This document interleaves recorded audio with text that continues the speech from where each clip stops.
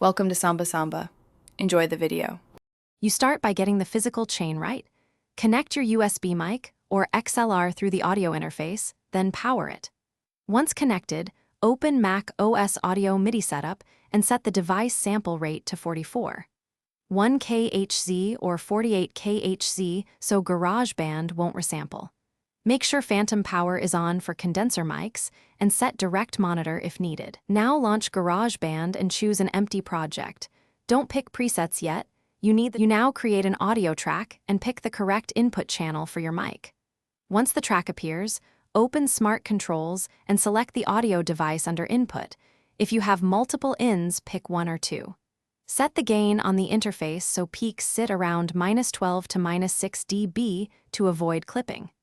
Enable monitoring to hear yourself, and toggle low latency mode in the record menu if you experience delay.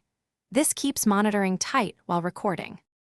You finish by recording a brief test take and critically listening for clipping, unwanted room noise, and tonal balance.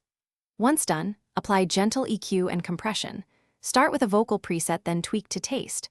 Subtle moves avoid pumping. Make sure to save your project and set metronome or count-in if needed. If nothing records, check Mac OS microphone permissions for Garageband, verify the device sample rate matches audio MIDI setup, and confirm routing and track input settings. Thanks for watching. Consider subscribing if we helped you.